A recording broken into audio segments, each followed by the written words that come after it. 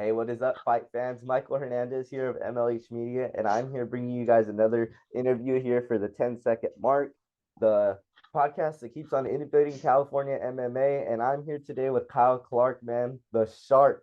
How you doing, brother? Shark. I'm good, man. How about yourself? I'm not doing too bad, man. You've been pretty active, man. Obviously, those two belts that are held right there next to you. What have you been doing since you haven't had any MMA matches to kind of keep your time going? You just been keeping up the training and the same old regiments, or has there been a hobby that's been keeping up some of your time as of late? Oh man, I've just been training as much as I can, preparing for this next fight, working, raising my daughter, that kind of When did stuff. you when did you get word on this Shealor fight? Because you had last fought Kaleo Lagapa at the Salad Bowl Showdown, and that was a couple of months back, I believe, earlier this year. Did you kind of want to take a break in between, or were you looking for a fight? And then obviously the Shealor fight fell into your lap for this SF Combat 13 date. And was that just I feel like that's the best fight to make in California right now. Yeah, well, I've gotten this fight offer like two or three different times already, so it's just nothing worked out. And then SF Combat hit me up about it, and I've fought there before, so Was it yeah. supposed to be at SF Combat previously? It was supposed to be at 5150 at the beginning of this month, and then they wanted me at that A1, that what is it? Yeah, A1 in Sacramento. But SF Combat hit me up. I'm excited to go there. It's close. It's familiar. And it was a place that's where you started off your career, right? You got a couple of your wins starting off your MMA career there. So it's a place that's a little bit more familiar to you as compared to having to go out to a 5150 or compared to having to go out to another promotion. Am I Yes, sir. a little bit correct in that? Yeah, exactly. Do you feel the convention center for Napa? Do you like fighting over there? I know it's oftentimes it gets pretty loud in there watching the fights back and watching all of your guys' encounters over the years for SF Combat. Do you like fighting over there at the Napa area, or has there been a convention center or any areas before? Because you've obviously, I mean, you've been in this game for a while now, so you've got to see venues, you got to see different places. I feel like that's something that a lot of fighters may not look into, but I definitely feel it plays a big part, especially in fights like yours where you're the main event and it can get pretty loud in there. Yeah, well, this year they're holding it outside, Oh so it's gonna wow, be a little. yes. Yeah, yeah, it's gonna be a little bit different. I'm excited to see that. Yeah. Do you are you a big fan of being outside, or is the Never Shark done an it yet. outdoorsman? I'm more of a water kind of guy, but uh, no, I haven't fought outside yet, but that'd be cool. Yeah, Check it out.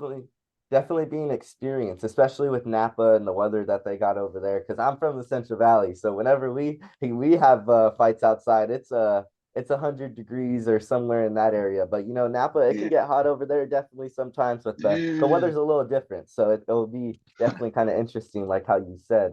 But to talk about that last fight with Kaleo Lagapa, that was a very interesting fight. You got the TKO late in that third round, but that was just an absolute dominant performance, man, from point A to point B. It just seemed like you had his number on the feet, and then you were able to take it to the ground and obviously drown him in your waters.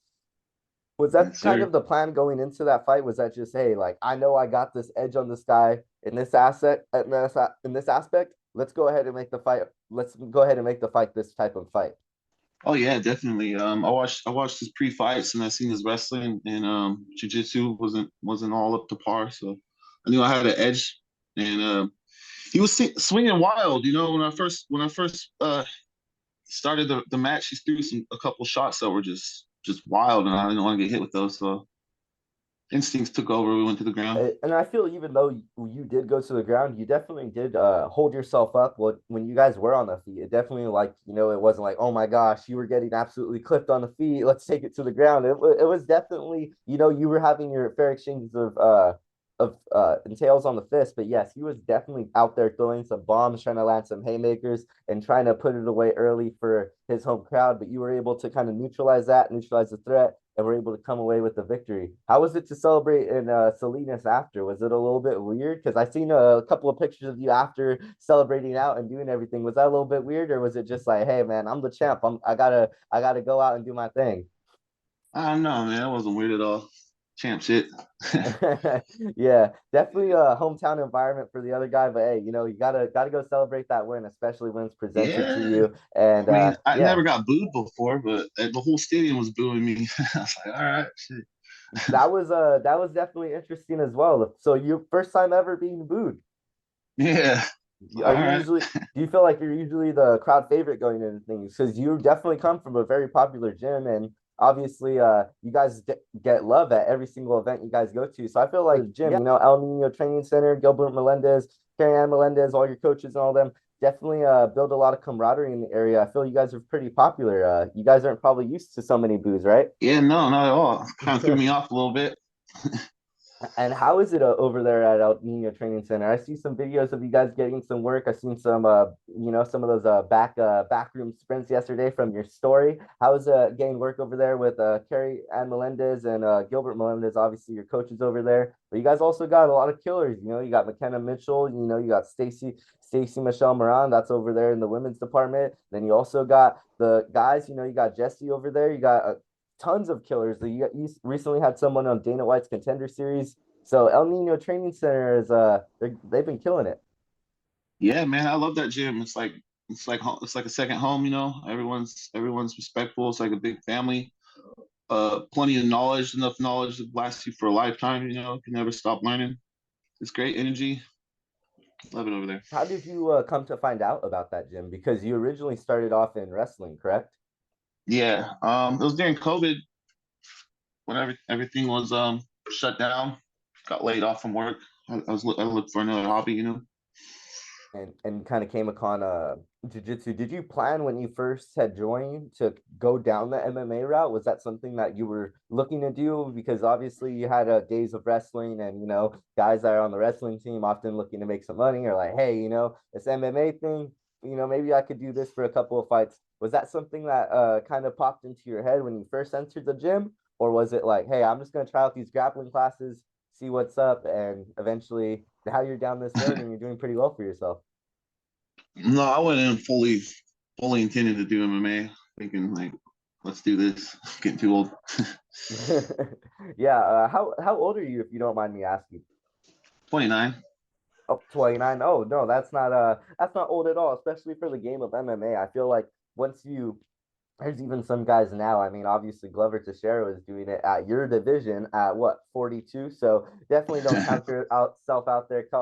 There's definitely a whole lot of age that you got in you for this game, and I feel like you haven't left it behind because you're definitely kicking a lot of young people's asses still. You got another younger person's ass that you got to looking to kick on August 26th at SF Combat 13. Take us into the preparation for your opponent a little bit. A guy that's 8-0 in the amateurs, something you don't really see. And he's also very well rounded. He has pretty good hands. He's been able to get a couple of TKOs in the past. I believe he had about 4 or 5 of those. And he's also pretty good on the ground. How do you feel about the fight and where it's going to play out?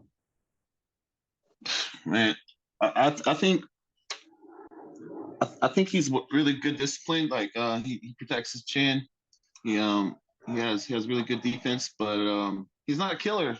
You know, he's not out there trying to hurt me or hurt anyone.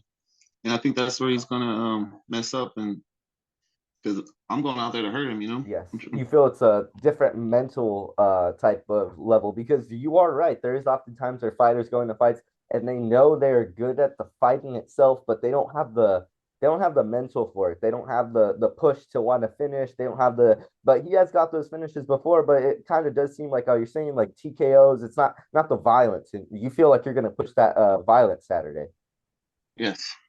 And that's going to be quite the matchup, man. I know the Shark always likes to smell blood and go after it. Is that something that you're looking to do? Obviously, go into that ground or going to even on the stand. I feel even standing it would be very very interesting entail because as I've stated previously, like how you said, he likes to keep his chin tucked, likes to but definitely likes to walk forward, likes to throw a couple of blows. Has that been something that you're like a little bit excited to do? Because oftentimes when you fight guys, they're either pure strikers or pure grapplers at the amateur level, but you're getting somebody that's a little bit more well spread, a little bit evened out in areas, kind of like yourself. Yeah, yeah, yeah, exactly. It's gonna be a fun. It's gonna be an exciting fight. see what he has to offer. If he wants to wrestle, he'll wrestle. If he wants to stand up, we'll stand up. Are you going to be the one defending your belt in this situation because you are already a combat SF combat champion? So are you going to be defending your belt, or is this going to be for a knee strap over there? I'm dropping down to 205, so it'll Nice, be for nice. I the camo state title. So you're gonna get not only one, but you're gonna get two belts after this. So that means you're gonna have three belts from SF Combat, and then possibly one belt from Solid Bowl Showdown. What are you gonna do with all these belts, man? Or you're gonna have to get a case, something of some sort. Get the camo state title belt too, so there'll be five. That's that. Oh wow, that's what I'm saying. So you're gonna have to get something. What's the plan, man? What are you looking to do? Because this table, it's working now, but pretty soon you're gonna have to find some more room for these bad boys. Yeah, I don't know about that one over there too. Has there been some more plans to continue on this amateur career? Because as you said, you're at the age of 29. Oftentimes a lot of guys like to creep into the pros once they're reaching that 30 age, or just in general after after they hit a certain amount of amateur fights. Have you been talking to your coaches about that? Have you been talking about possibly going pro? What are the plans for the Shark? Yeah,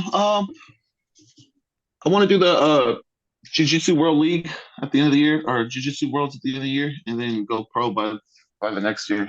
Would you I know you were talking earlier, Uriah Faber's A1 Combat. That's been a promotion that has been making a lot of waves in California as of late. Obviously, Gilbert Melendez has those connections with LFA, doing a lot of commentary work over there. So there's a plethora of options where you could make your professional debut. Is there somewhere that maybe you would want to make it, possibly for SF Combat, because it would be pretty near you over there in the where you guys train out of over in for the El Nino Training Center? Yeah, SF whatever Com Gilbert says. If he thinks I should go with SF Combat for pro, or the A1 or LFA. LFA, any one of those, I'm down.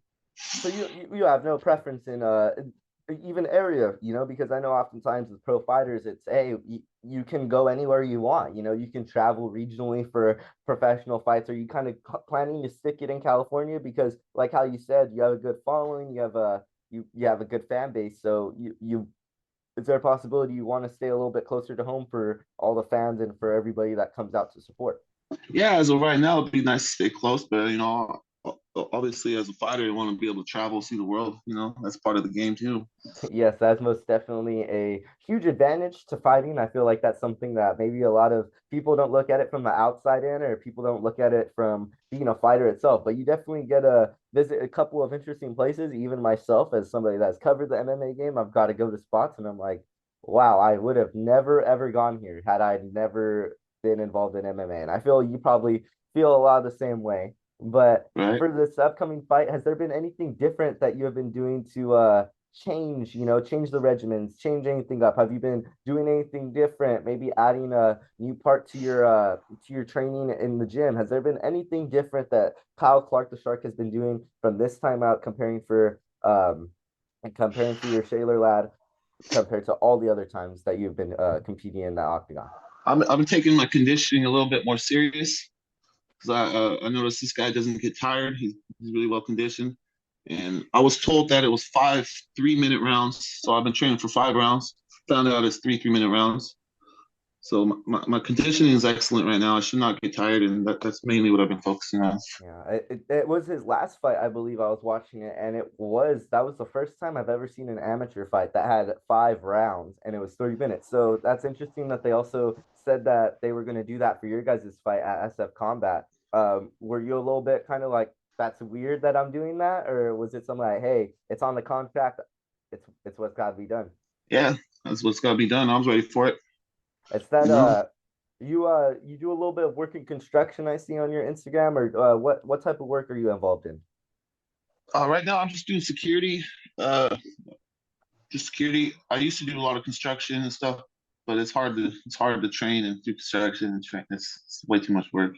Yes, definitely So very laboring on the body. So I can imagine how going after a construction job, going downtown Nino Training Center, you're probably That's probably exhausting, man. So security work Yeah. definitely is a lot better of an option. I seen you with that the orange vest on the other day. So that's why I was asking. I was like, man, this Okay. guy's Okay. down for anything. He's got that construction worker attitude, that coming to work with the lunch pail and just ready to go and ready to get active, man. But I really appreciate your time today, Kyle. It's been absolutely awesome getting to catch up with you and just getting to hear everything, not only about your preparation for the fight, but also just in general, just how you view the MMA game and everything in between. Is there anything that you wanted to end off the interview with? Any shout outs that you wanted to give? Anybody that you had to give some special thanks to for this camp? Man, gotta thank my team, El Nino Training Center. Appreciate everything. Coaches, BB, Moses, Gilbert, you know, a team for helping me get ready for this. Yes, and was there any sponsors that you had to thank? I know, amateur fighters definitely have sponsors of any sort. Was there anybody that you had to thank out there that was sponsoring you for this upcoming fight? We got Jordan Oak, California, and we got Archimedes Banya. It's a perfect place for recovery after a long fight. Hey That's man, about it.